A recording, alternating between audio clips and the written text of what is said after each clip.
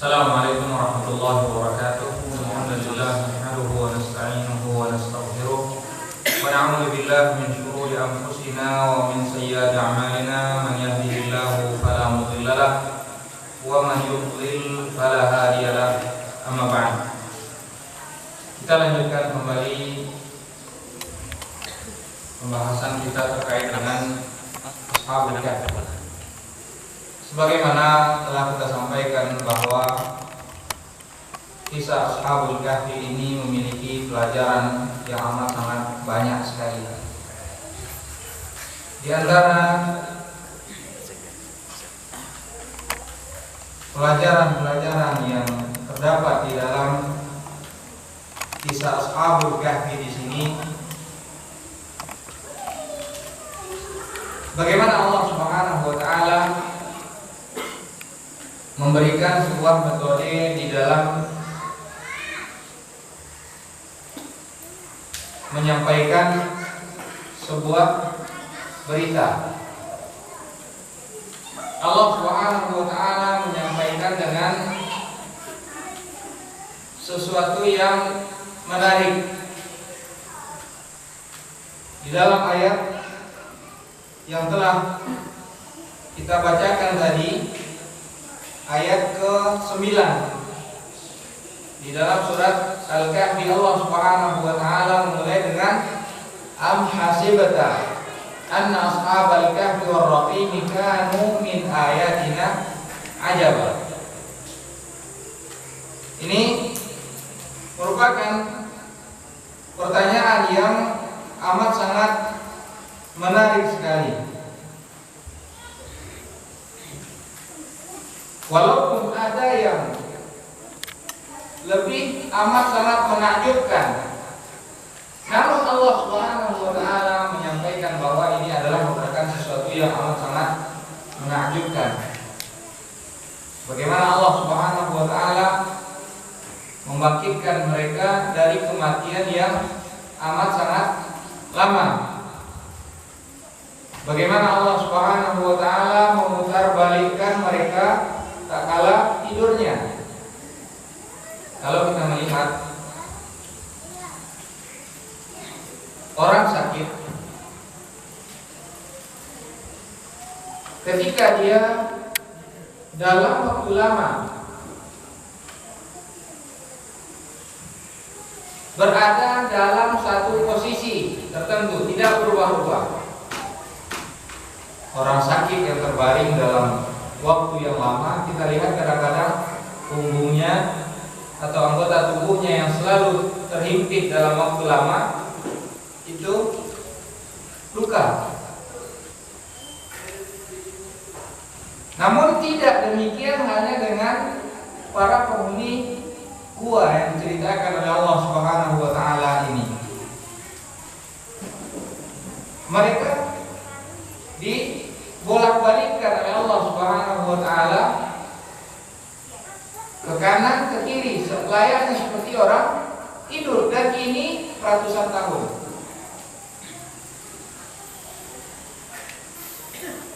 Ini satu bukti akan kekuasaan Allah Subhanahu wa taala yang menunjukkan betapa besarnya qudratullah azza wa jalla. Di mana kata Allah Subhanahu wa taala, "Wa tara asy-syamsa idza tala'at tazawaru 'an kahfihim dhatal yamini wa idza gharabat taqriduhum dhatal shimali wa hum fi fajwatin min.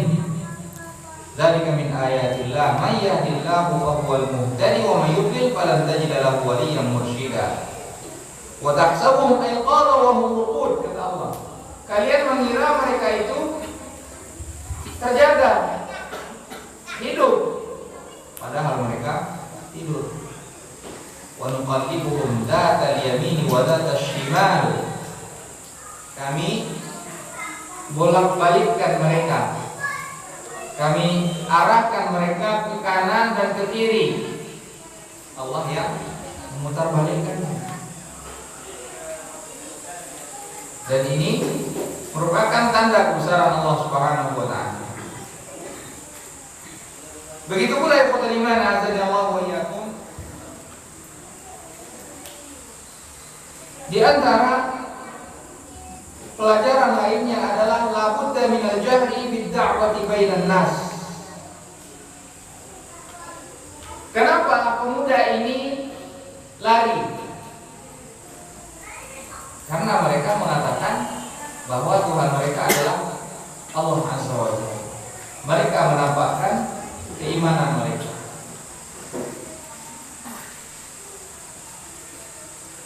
Paling tidak adalah ad-da'wah bil hal. Dengan kita mengamalkan apa yang diajarkan oleh Rasulullah sallallahu alaihi wasallam. Apa yang disyariatkan oleh Rasulullah sallallahu alaihi wasallam ini termasuk di dalam dakwah bil hal.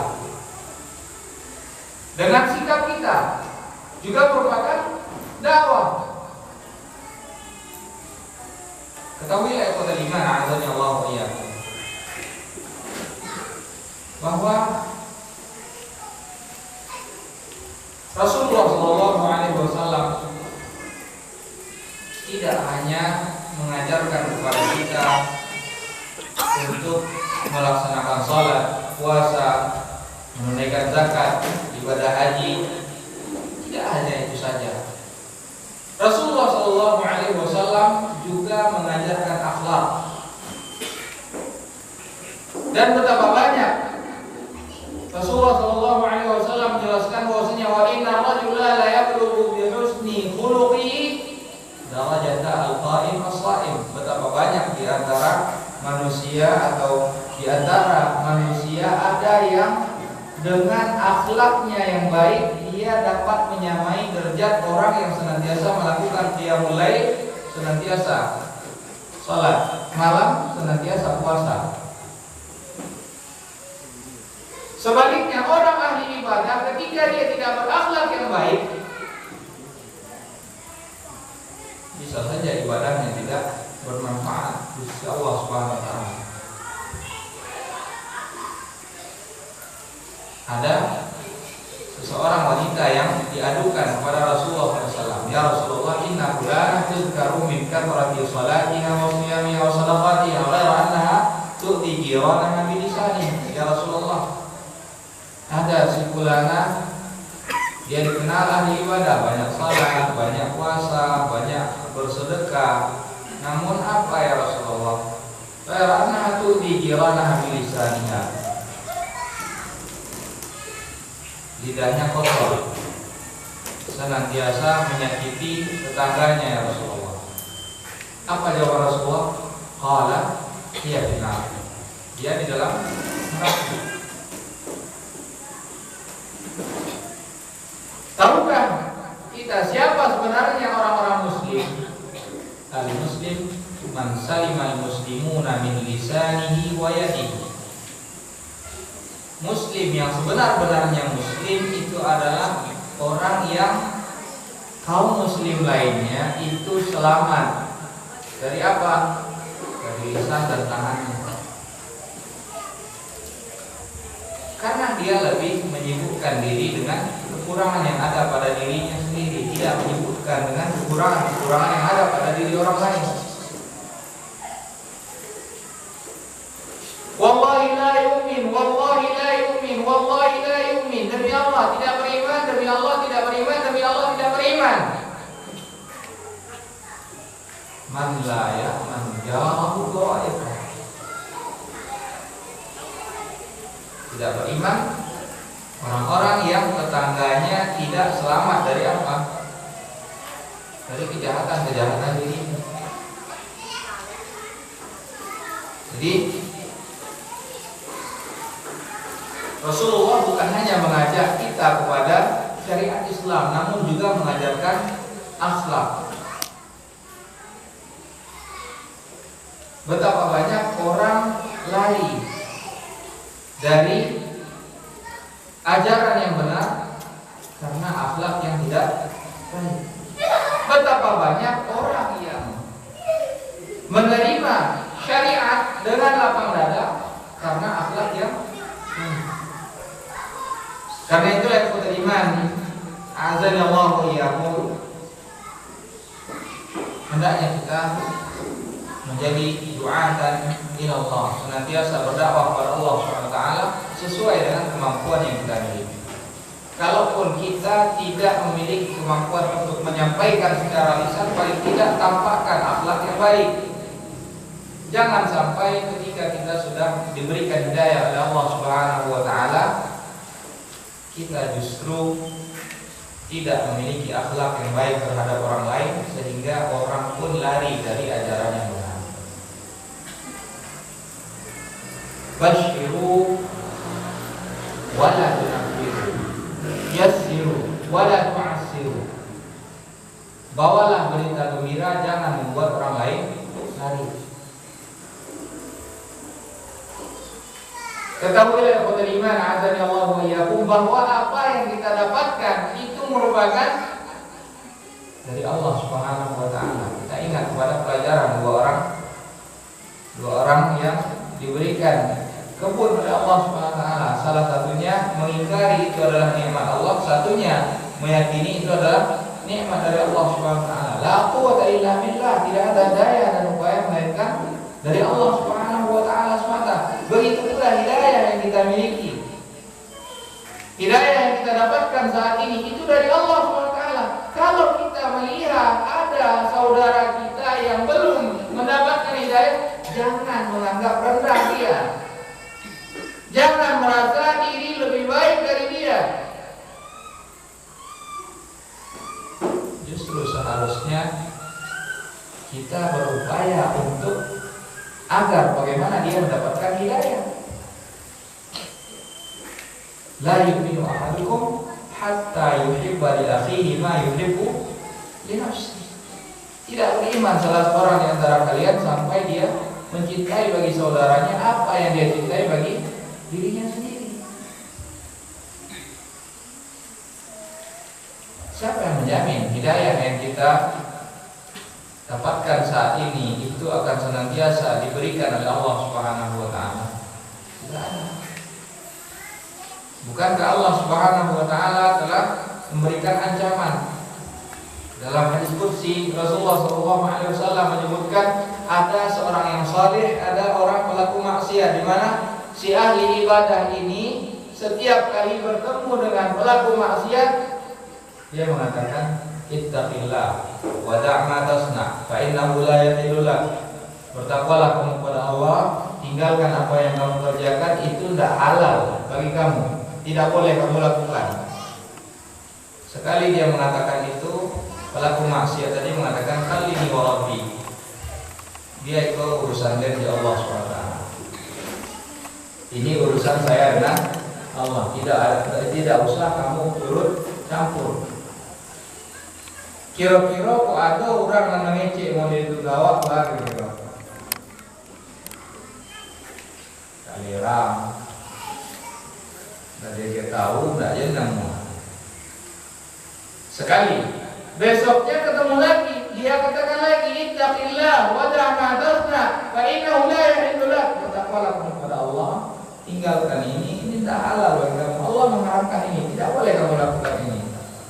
Namun orang tadi tetap mengatakan apa? Khalini wa rabbi, keurusan dia Allah SWT, tidak usah turut campur. Keesokan harinya bertemu lagi, tetap masih melakukan perbuatan yang sama. Dia pun mengucapkan ucapan yang sama, ittaqillah wa da' ma tasna fa innahu la yahillu lak. Nah, orang tadi tetap mengatakan khalini wa rabbi, hingga timbul sifat ujub, timbul sifat merasa lebih di dalam dirinya, melihat dirinya selalu beribadah kepada Allah SWT. Naniko ayo jika orang ramai,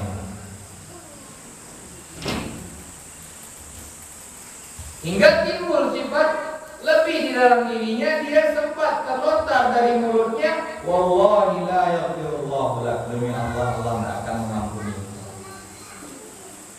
dan tidak akan diampuni wa ampuni Allah. Setiap kali orang bagi nasihat dan kecian, urusan dan jawab, tidak usah ikut campur. Namun Allah Maha mengetahui apa yang ada di dalam hati. Bukan berarti ini pembenaran terhadap maksiat, tidak. Namun agar kita senantiasa merasa takut apa yang ada pada diri kita itu tidak bernilai di sisi Allah Subhanahu wa taala. Justru merasa diri kita ini sangat rendah di sisi Allah Subhanahu wa taala. Nah, sehingga orang tadi karena sifat ujubnya Allah mengatakan, "Man dzalladzi yata'ala 'alayya alla aghfira li fulan faqad ghafartu lahu wa ahbattu 'amalahu." Siapa yang berani mendahului ketetapan Allah Subhanahu wa taala, Allah tidak memberikan ampunan kepada si fulan, ketahuilah bahwa aku telah mengampuni dia dan aku hilangkan seluruh amal perbuatan. Siapa yang menjamin seperti ini? Sudahkah kita dapat memastikan apa yang ada pada diri kita itu semuanya sudah bernilai sempurna di sisi Allah Subhanahu wa taala? Tidak. Jadi jangan kita menganggap rendah orang lain. Justru seharusnya kita berupaya untuk mengajak saudara kita itu kepada kebaikan, sebagaimana kita cinta kita mendapatkan kebaikan, karena ini tanda keimanan. Ini pelajaran. Di antara pelajaran lainnya,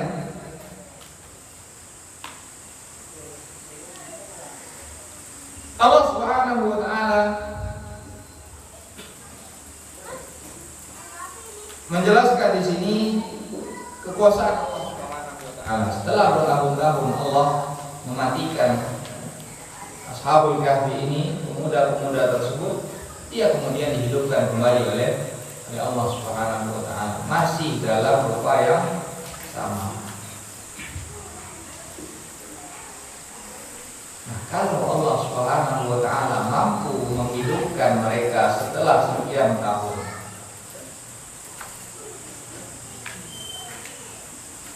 mungkin ada yang bertanya, bertahun-tahun mereka tertidur tanpa makan dan minum, tanpa ada hewan yang mungkin menggigit mereka. Tentu timbul satu pertanyaan yang sangat besar di dalam benak kita. Siapa yang melindungi mereka? Bukankah tubuh memerlukan makanan? Bukankah tubuh juga ketika tidur itu perlu ada yang menjaganya? Siapa yang dapat menghalangi ular misalkan akan menggigit mereka, kalajengking, binatang-binatang, serangga-serangga lainnya? Itu Allah Subhanahu wa taala. Makanya Rasulullah sallallahu alaihi wasallam mengajarkan kita untuk senantiasa bergantung kepada Allah Subhanahu wa taala. Man nazala manzilan faqala a'udzu bi kalimatillahi tammati min syarri ma khalaq lam yadurruhu syai'un hatta tahala min manzilillah.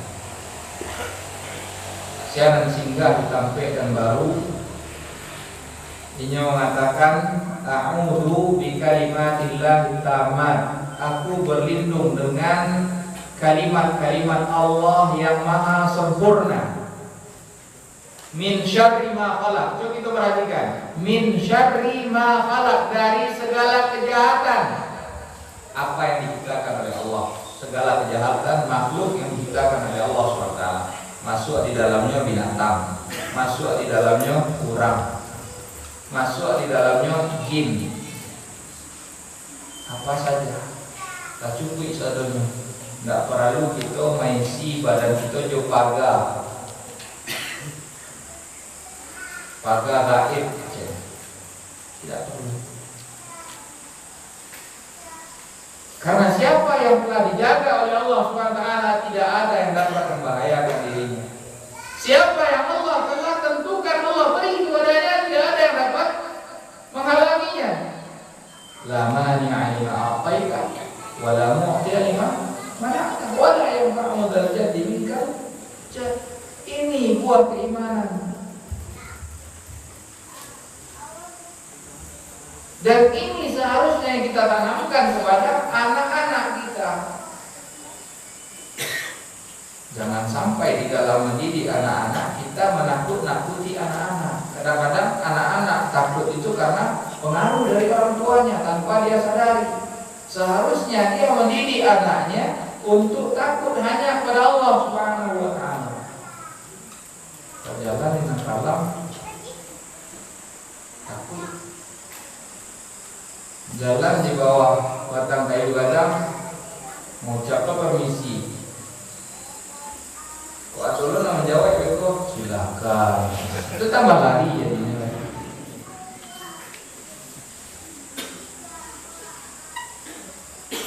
Jadi tanamkan keimanan kepada Allah SWT. Rasulullah mengatakan man nazala manzilan, siapa yang singgah di tempat yang baru dimanapun dia ucapkan a'udzu bikalimatillahi tammati min syarri ma khalaq, apa kata Rasulullah? Lam yadurruhu syai'un. Tidak ada satupun yang akan membahayakan dirinya. Nah, ini Allah yang menjaga. Sebagaimana Allah Subhanahu wa taala menjaga dua orang anak yatim yang juga Allah sebutkan di dalam surat Al-Kahfi. Dalam kisah Nabi Khidir dan Nabi Musa ketika dia mendatangi suatu desa, kemudian dia minta jamuan, namun penduduk desa tersebut tidak memberikan jamuan. Wajada jidaran yuridu yang qadda fa. Kemudian dia mendapatkan ada dinding yang sudah hendak tumbang, lantas dia tegakkan lagi. Ternyata di bawahnya apa? Wa kana tahtahu kanzun lahuma wa amal jidaru fa kana li ghulamaini yatimaini fil Madinah. Dinding tadi itu milik dua orang anak yatim yang ada di kota. Di bawahnya wa kana tahtahu kanzun lahuma, di bawahnya ada harta yang terpendam, harta. Anak yatim kecil, Allah simpankan harta bagi mereka. Siapa yang menjaga? Allah SWT. Kenapa Allah menjaga dua anak yatim ini? Allah sebutkan wa kana abuhuma shalihah. Jadi jangan kita hanya semangat mencari sekolah-sekolah yang mengajarkan agama, tapi kita tidak memperbaiki diri kita. Justru penjagaan itu dimulai dari diri kita. Kita jaga diri kita dengan Allah SWT. Allah akan menjaga kita. Allah akan menjaga keturunan kita. Ihfadillah tahfazka. Ihfadillah tajidhu tujahak. Wa idza sa'alta fas'alillah wa idza sta'anta fasta'in billah. Jagalah Allah, jagalah syariat Allah Subhanahu wa taala, niscaya Allah akan menjaga engkau, niscaya Allah akan menjaga keturunan engkau. Jagalah Allah Subhanahu wa taala, niscaya Allah Subhanahu wa taala akan ada setiap kali kamu butuh kepada Allah Subhanahu wa taala. Jadi ini di antara pelajaran lainnya. Di antara pelajaran lainnya ini terkait dengan pemuda. Sebagaimana dikatakan bahwa inna fi yadi syubbani amral ummati wa fi iqdamiha hayataha. Di tangannya pemuda itu terletak apa? Urusan suatu generasi. Ketika pemuda itu mau bergerak, disitulah generasi itu akan hidup. Namun kalau pemudanya itu sudah tidur, tidak mau belajar, sudah tunggu saja kehancuran untuk generasi tersebut. Di sini Allah SWT menyebutkan fityah, mereka itu pemuda, dan mereka menunjukkan kepada kaumnya tentang keislaman mereka. Mereka berdakwah kepada Allah Subhanahu wa taala. Beginilah seharusnya pemuda, dan ini harus kita tanamkan kepada anak-anak kita.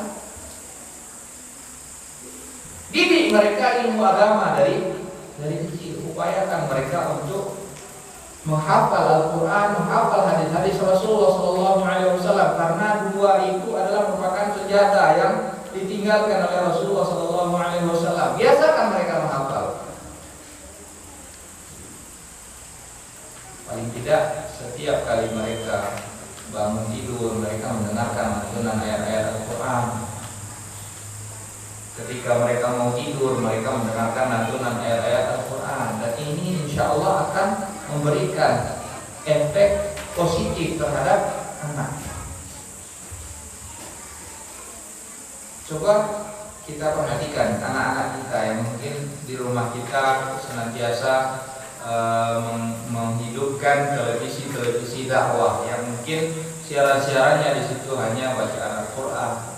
Kita lihat anak-anak kita kadang ayat-ayat yang sering diulang itu anak-anak bisa menghafalnya walaupun dia tidak dapat membaca Al-Quran, belum bisa membaca Al-Quran. Nah ini kita ingin anak kita hafal Al-Quran karena apa? Karena sedang booming Hafiz Indonesia. Jadi anak-anak disekolahkan, dimasukkan ke sekolah-sekolah tahfidz hanya dengan tujuan apa? Agar lulus dalam lomba. Ini salah.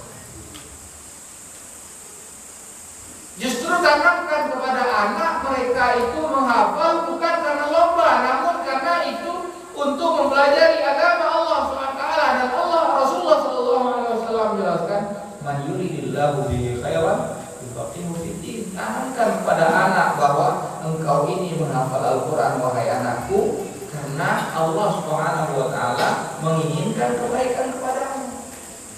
Allah ingin mengajarkan kepadamu pemahaman tentang agama. Allah ingin mudahkan bagimu memahami agama, dan ini adalah kebaikan bagi dirimu. Ini yang harus kita tanamkan kepada anak kita. Kalaupun dia ikut lomba, silakan untuk motivasi dia, namun jangan tanamkan tujuan utamanya adalah untuk mendapatkan hadiah, tidak.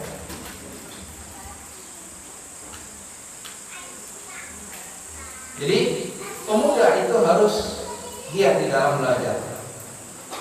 Mungkin ustaz-ustaz kita yang ada di Madinah atau pernah berinteraksi dengan orang-orang yang di luar Indonesia misalkan, dia melihat ada perbedaan antara generasi muda di Indonesia dengan generasi-generasi muda di beberapa negara. Di antaranya negara di Mauritania, Habasyah. Di situ anak-anak kecil tamat SD kalau belum hafal Al-Quran itu merupakan aib. Jadi mereka dari kecil sudah dibiasakan untuk menghafal. Jadi ketika mereka belajar baik itu di Universitas Islam Madinah atau di universitas-universitas lainnya, mereka sudah terbiasa menghafal. Tidak demikian umumnya dengan mahasiswa Indonesia. Bukan berarti tidak ada di antara mahasiswa Indonesia yang sudah terbiasa menghafal, tidak. Namun secara umum mereka terbiasa menghafal, kita tidak terbiasa menghafal. Kesempatan masih ada. Jangan sampai kita menyia-nyiakan kesempatan yang ada saat ini. Mungkin ada bertanya, oh Ustaz, kami umur 50 tahun, Ustaz, baru caranya menghafal. Apa ya? Kabarek rasanya. Kau terima azannya Allah wa iyyakum. Sahabat Rasulullah SAW, sahabat Rasulullah SAW, mereka masuk Islam. Ada yang masih berumur muda, ada di antara mereka yang sudah berumur lanjut. Namun mereka mampu menghafal Al-Quran, mampu menghafal hadis-hadis Rasulullah SAW. Bukankah Allah sudah menjamin, walaqad yassarna al-Qur'ana lidzikri fahal min muddakir. Sudah dimudahkan oleh Allah SWT, tinggal mau atau tidak. Yang terpenting itu bukan seberapa banyak yang sudah kita hafal, namun seberapa rutin. Ahabul a'mali ilallah adwamuha wa in qalla. Yang paling baik itu yang selalu dilakukan walaupun hanya sedikit, walaupun hanya satu ayat sehari, tidak masalah. Yang penting berkelanjutan. Ini langsung hafal satu halaman satu hari, besoknya sudah merasa berat, besoknya